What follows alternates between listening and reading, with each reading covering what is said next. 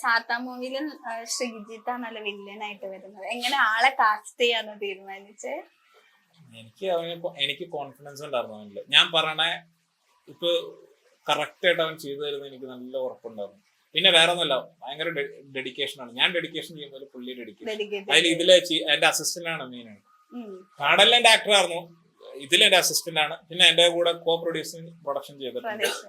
അപ്പൊ കാടം കഴിഞ്ഞപ്പോ ആൾക്ക് ഭയങ്കര കൂടെ ടീമിൽ ചേരണമെന്ന് ഭയങ്കര പറയും. അതായത് ഞങ്ങള് അങ്ങനെ ഞാൻ ഇവനെ അസിസ്റ്റന്റ് ആക്കി കോ പ്രൊഡ്യൂസർ ചെയ്യുമ്പോൾ എന്നാ നീ വില്ലൻ ചെയ്തോളാൻ പോകും. പിന്നെ വേറെ ഒന്നും കേട്ടാ, ഞങ്ങൾ 1.5 മണിക്കൂർ ഉറങ്ങിയ ദിവസങ്ങളുണ്ട്. ഈ 11 ദിവസം ഉണ്ടെങ്കിൽ ഞങ്ങൾ 1.5 മണിക്കൂർ ഉറങ്ങിയിട്ടുണ്ട്.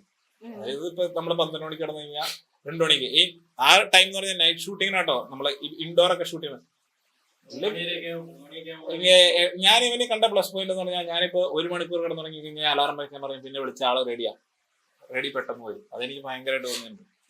അതെനിക്കപ്പോ നീ വില്ലൻ കൊടുത്താ അവൻ ചെയ്യുന്നുള്ള പക്കാ ഇതാണ്. പങ്ക്ച്വൽ ആയിരുന്നു ആള്. നമുക്ക് 1 മണിക്കൂർ 1/2 മണിക്കൂർ ഉറങ്ങിയാൽ മതി. ഇന്ന് ഉറങ്ങരുത് കേട്ടോന്ന് പറഞ്ഞാൽ പുള്ളി ഉറങ്ങില്ല. അങ്ങനെയൊന്നും ആരും ചെയ്യില്ലല്ലോ. നമ്മൾ ഇത്ര ദിവസം ഷെഡ്യൂൾ ഇട്ടു. അപ്പൊ അത്ര ദിവസം ബഡ്ജറ്റ് ഒരു മൈൻഡ് കണ്ടിട്ടുണ്ട്. നമുക്ക് വേണമെങ്കിൽ എനിക്ക് ഒരുപാട് ബഡ്ജറ്റ് സ്പെൻഡ് ചെയ്യാൻ താല്പര്യമില്ല. അപ്പൊ ഒരു ലിമിറ്റ് നമുക്ക് കംഫോർട്ട് ആയിട്ടുള്ള ബഡ്ജറ്റ്. പിശുക്കണമൊന്നുമല്ല ജീവിതത്തിൽ. അല്ലല്ല, നമ്മള് പഠിച്ചു സിനിമ പഠിച്ചുകൊണ്ട ടൈമിൽ എനിക്ക് ഒരുപാട് 10 ലക്ഷം ഒക്കെ ഇട്ടിട്ട് സിനിമ പഠിച്ചെടുക്കാൻ പറ്റുമോ? ഇല്ല. നമ്മള് ലേണറാണ് ആ ടൈമിൽ. ലേണിംഗ് ടൈമിൽ നമ്മൾ അത്യാവശ്യം എല്ലാം ആ ഒരു ബഡ്ജറ്റിൽ തോന്നും. പിശുക്കണമൊന്നുമല്ല. ഞാൻ അങ്ങനെ പിശുക്കണമൊന്നും. ഇനിയിപ്പോ ലേണിംഗ് പീരീഡ് അത് പറയല്ലോ. അപ്പൊ ലേണിംഗ് പീരീഡ് ഒക്കെ കഴിഞ്ഞ ഒരു പ്രോപ്പർ ആയിട്ട് ഒരു പ്രൊഡ്യൂസറെ അല്ല, ഇനി ഒരു പ്രൊഡ്യൂസറെ കിട്ടിക്കാൻ ഒരു ബിഗ് ബഡ്ജറ്റ് പടം നമുക്ക് പ്രതീക്ഷിക്കാമോ? പരിചയമുണ്ട്. സ്റ്റോറി വേണമല്ലോ നല്ലത്. അവര് കൺവിൻസ് ആണല്ലോ. നമ്മളെപ്പോഴും നമ്മുടെ പ്രൊഡക്റ്റ് എപ്പോഴും നമ്മൾ കൺവിൻസ് ആയിരിക്കും. അവര് കൺവിൻസ് ആയാലും സംഭവം നടക്കും. ഞാനിങ്ങനെ പ്ലാൻ ചെയ്തിട്ട് പറയണം, അങ്ങനെ ചെയ്യണം. നിയർ ബൈ ഞാൻ അങ്ങനെ ചെയ്യുള്ളൂ. ഇനി നിയർ ബൈ ചെയ്യുള്ളൂ. സപ്പോർട്ട് ചെയ്യുന്നവരുണ്ട്. സീരിയൽ ഒരു കോ പ്രൊഡ്യൂസർ ഒക്കെ ഉണ്ട് പരിചയത്തിലുള്ള. അവർക്ക് ഭയങ്കര സപ്പോർട്ടാട്ടോ. അതായത് എന്നെ ഭയങ്കര സപ്പോർട്ട് ചെയ്യുന്നവരുണ്ട്. അതെ, ഡൈ ഹാർഡ് ഫാൻ എന്ന് പറഞ്ഞല്ലോ. ആളുടെ ഇൻസ്പിറേഷൻ തന്നെ എനിക്കൊന്നും പ്രെഡിക്റ്റ് ചെയ്യാൻ പറ്റില്ല. സാറിനെ കണ്ടിട്ടുണ്ട്. സാറിന്റെ കൂടെ ഉള്ളവരൊക്കെ കുറച്ചുപേരൊക്കെ പരിചയമുണ്ട്. നമുക്കതൊന്നും പ്രെഡിക്റ്റ് ചെയ്യാൻ പറ്റാത്ത കേസ്. എന്നാലും ആഗ്രഹമുണ്ട് അല്ലേ? ആഗ്രഹിക്കണം. എല്ലാവർക്കും ആഗ്രഹിക്കാലോ. എനിക്ക് മലയാള ശങ്കറിനൊക്കെ ഭയങ്കര ഇഷ്ടമുള്ള ശങ്കർ.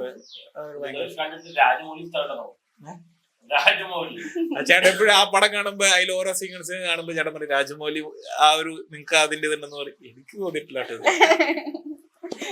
ഭാവിയിലെ രാജമൗലിയായി മാറട്ടെ. ഇവർ രണ്ടുപേരും കാര്യം പറയുകയാണെങ്കിൽ അടുത്ത ലാലേട്ടൻ പ്രിയദർശൻ ആ രീതിയിൽ എടുക്കാം. ആ രീതിയിൽ വരട്ടെ. പറഞ്ഞ വാക്ക് പൊന്നാവട്ടെ എന്ന് പറയുന്നത്. അപ്പൊ ഇങ്ങനെ ഒരു ഫിലിം മാത്രമല്ല, ജീനിയസ് ആണ്. അക്കാഡമിക്കലിയും ക്രിയേറ്റീവിലും എല്ലാം ഉണ്ട്. അപ്പൊ ആള് ഭയങ്കര ഫിലോസഫറാണ്. ഒരു ഫിലോസഫർ എങ്ങനെ പറയണത് ജീനിയസ് ആണെന്ന്. അപ്പൊ ചെറിയ കാര്യമില്ല അതെന്തായാലും. അല്ലേ? അല്ല, ഇതൊരു ഗിഫ്റ്റ് ആണ്. വാട്സ്ആപ്പ് മെമ്മറി എല്ലാവർക്കും കിട്ടില്ല. ഗിഫ്റ്റ് ആണ്. വലിയ ആളെ മാറട്ടെ. നമ്മളല്ല വലിയ ഡയറക്ടർ വലിയ ആക്ടറായി മാറട്ടെ എന്ന് ഞാനും ആശംസിക്കുന്നു.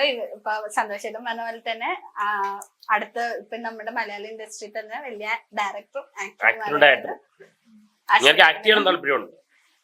ആക്ട് ചെയ്യുന്നുണ്ടല്ലേ.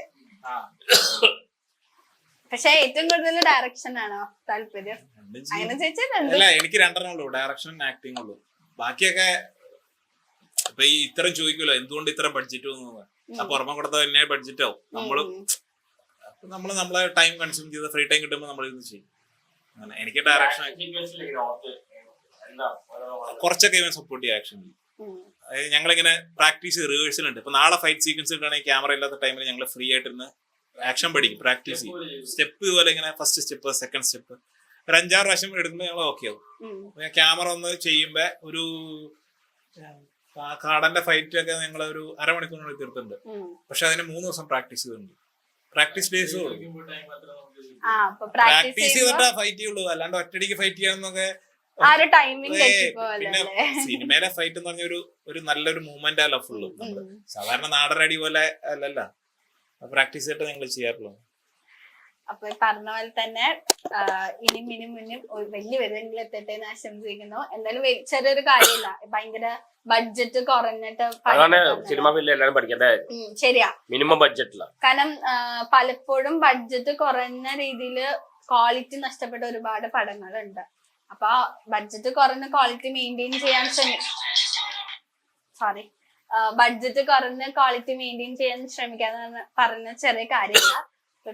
മാത്രമല്ല സിനിമയുടെ എല്ലാ കാര്യവും അതെ, പെട്ടെന്ന് പഠിക്കുക, ഹാൻഡിൽ ചെയ്യാന്ന് പറയുമ്പോ തന്നെ വലിയ കാര്യമാണ്. അപ്പൊ പറഞ്ഞ പോലെ തന്നെ ഇനി ഉയരങ്ങൾ എത്തട്ടെ എന്ന് ആശംസിക്കുന്നു. Thank you so much. Okay.